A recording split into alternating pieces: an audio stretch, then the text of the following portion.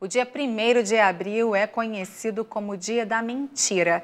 É muito comum nessa data as pessoas pregarem peças umas nas outras e contarem pequenas mentirinhas. A gente vê isso muito por aí, né? Desde pequenininha, eu então, que nasci nesse dia, sempre ouvi alguma história.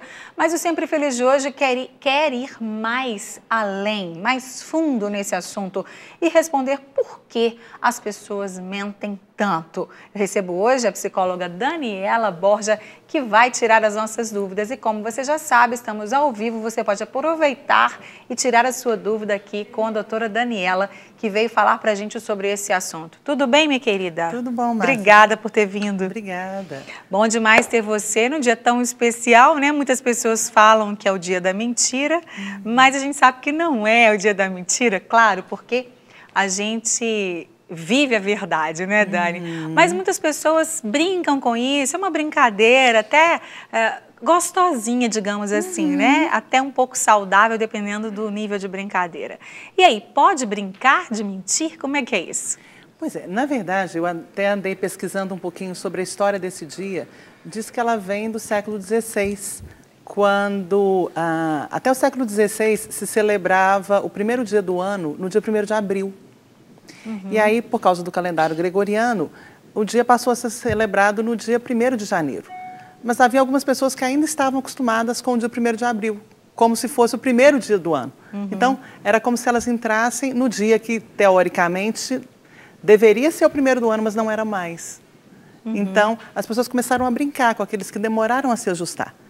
A gente percebe que algumas brincadeiras são muito saudáveis, né? A gente rir um pouco, a gente se divertir com algumas coisas do dia a dia, isso é muito saudável. É inclusive sinal de um bem-estar emocional. Algumas pessoas não dão conta de brincar, e geralmente são pessoas muito sisudas, que levam a vida sério demais. Né? Então, brincando, a gente consegue levar a vida um pouco mais leve. É verdade. Mas assim, nós cristãos, às vezes algumas pessoas acham que é pecado se eu fizer uma brincadeira. Inclusive, eu confesso agora que eu fiz uma brincadeira com a Raquel Galati, que é figurinista aqui do programa, né, que é da Rede Super, na verdade, não só do programa. Então, eu cheguei mais cedo e, geralmente, ela vai às lojas, né? Inclusive, hoje, um beijo para a Patrícia Mota, que está me vestindo. Ela vai às lojas que emprestam as roupas para a gente e traz várias roupas. Então, eu cheguei, eu olhei todas as roupas, gostei de todas. E aí ela chegou e falou assim, olha, sinto muito, você vai ter que voltar na loja porque eu não gostei das roupas. Aí ela, na hora que ela ficou branca, eu falei, tô brincando, 1º de abril, eu brinquei com ela. Então, às vezes a pessoa fala assim, nossa, mas você mentiu, né? Isso é uma mentira. E aí, Dani? Tem uma diferença entre a mentira e a brincadeira. E tem algumas mentiras que a gente vai chamar de mentiras sociais. Sabe aquela história, quando você encontra alguém na rua, a pessoa pergunta, tudo bem? Tudo bom. Às vezes não está bom nada, mas você responde que sim. Às vezes a noiva, no casamento, ela não foi feliz, ela está feia, mas todo mundo fala, ela está linda. O bebê quando nasce, não é, Dani? O bebê quando nasce, às vezes tem bebê que nasce... Tu nasce lindinho. As pessoas até brincam que ele nasce com cara de joelho, nunca vi isso, mas as pessoas brincam assim, mas todo bebê é lindo quando nasce. Todo bebê é lindo. Então, assim, tem algumas brincadeiras, eu vou dizer mentiras sociais que a gente fala, e que fazem parte do cotidiano. Né? Você não vai dizer para a noiva que você estava horrorosa no casamento, então seu neném é feio demais, é um neném assim que precisava de uma certa melhoria. A gente não vai falar isso. É verdade. Né? Inclusive, a gente lembra até daquela história daquela mulher que o filho morreu. Ela foi encontrar Eliseu no meio do caminho, né? O servo de Eliseu, Geazi, encontrou com ela e falou, e aí, tá tudo bem? Ela falou, tá tudo bem, e continuou o caminho dela. Não estava nada bem, o filho dela estava morto, não é? Então, a gente tem que entender essas coisas para não ser legalista, não é, Daniela? Isso. Eu vejo que essa é uma das questões complicadas. Porque se a gente achar tudo, não, eu sou extremamente verdadeiro, eu sou sempre verdadeiro, eu não consigo me adequar socialmente, não aceito traquejo social, não aceito brincadeira, comigo não, eu sou muito sério. Às vezes é difícil conviver com essa pessoa. A gente até diria que lhe faltam habilidades sociais.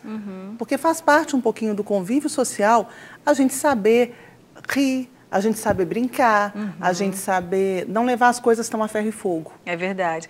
E esse limiar, ele não é fácil mesmo, ele é difícil. Por quê? Porque ao mesmo tempo a gente não vai também ser uma pessoa hipócrita o tempo todo, falando aquilo que a gente não pensa, falando ao contrário daquilo que a gente pensa.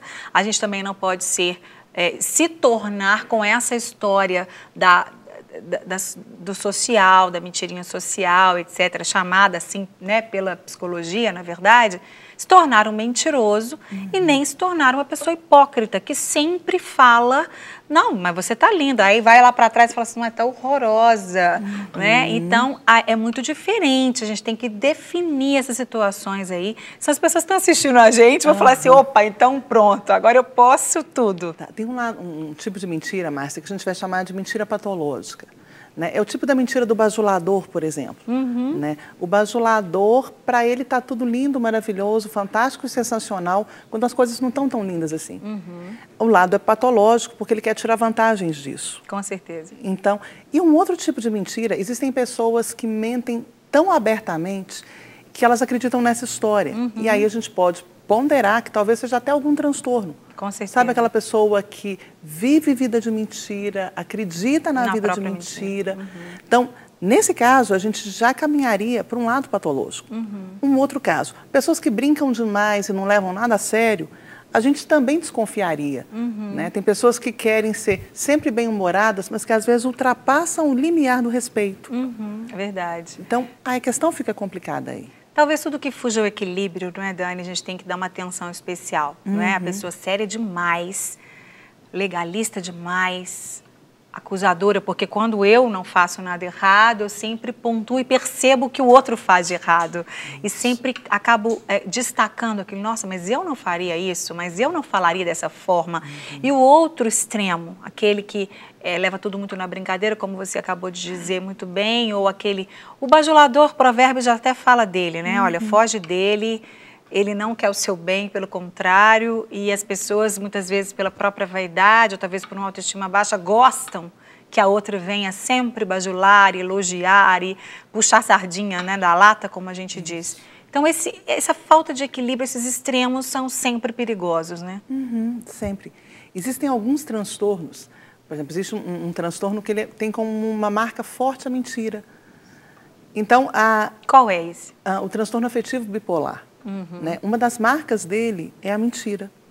Então, eu me lembro, na minha família tem casos de uma parente, nós fizemos vestibular para a mesma faculdade. Eu passei de cara e ela ficou muito longe. E foi fazer vestibular, foi fazer faculdade numa outra escola. Um outro curso numa outra escola. E aí perguntavam para ela, pois é, você está fazendo o curso X por quê? Ela falou, estou fazendo porque eu quero, mas eu passei em psicologia. A faculdade me ligou. Tá. Um tempo depois perguntaram, você está fazendo o curso X por quê? Eu estou fazendo porque eu quero, mas eu passei na psicologia. A faculdade X me mandou telegrama. E a terceira vez, e eu ouvindo todas as vezes, aí a terceira vez eu perto, não, eu estou fazendo faculdade X, mas está fazendo por quê? Não, eu passei em psicologia. A Daniela viu meu nome na reitoria da faculdade.